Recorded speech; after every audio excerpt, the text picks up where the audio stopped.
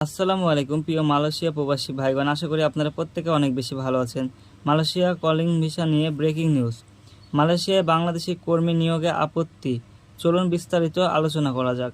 মালয়েশিয়ায় নতুন করে বাংলাদেশি কর্মী নিয়োগে আপত্তি জানিয়েছে দেশটির মানবাধিকার গোষ্ঠী তেনাগানিতা। তেনাগানিতা জানিয়েছে বাংলাদেশি কর্মী নিয়োগের আগে ব্যবস্থা বা সিস্টেমে পরিবর্তন আনতে হবে। চলমান যে পদ্ধতিগত ব্যর্থতা আছে সেটা ঠিক না করে নতুন কর্মী নিয়োগ চলমান সংকটকে আরও বাড়িয়ে তুলতে পারে।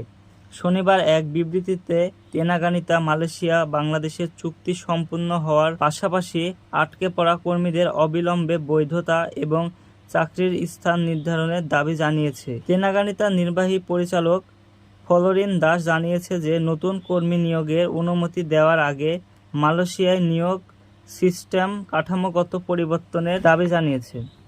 গত বৃহস্পতিবার মালয়েশিয়া ও বাংলাদেশের জয়েন্ট ওয়ার্ক গ্রুপ এর মিটিং এর পর নিয়োগ পুনরায় শুরু করার তথ্য জানিয়েছে মালয়েশিয়া সরকার। আর আলোচনার মধ্য দিয়ে জানা গেছে যে 6 বছরে 12 লক্ষ কর্মী নিবে মালয়েশিয়া। প্রতি বছর গড়ে 2 লক্ষ করে শ্রমিক যাবে বাংলাদেশ থেকে। গত বছর যারা মালয়েশিয়া কলিং ভিসায় যেতে পারেননি তাদের জন্য বিশেষ সুখবর। গত মাসে 7,926 জন যেতে পারবে মালয়েশিয়া। এই তথ্যটি নিশ্চিত করেছেন আসিফ নজরুল স্যার। তো আজকের ভিডিওটি এ পর্যন্তই। আমার ভিডিওটি যদি আপনার ভালো লেগে থাকে তাহলে আমার চ্যানেলটিকে অবশ্যই সাবস্ক্রাইব করে পাশে থাকা বেল আইকনটি অলে প্রেস করে দিবেন। ততক্ষণ সবাই ভালো থাকবেন, সুস্থ থাকবেন। আল্লাহ হাফেজ।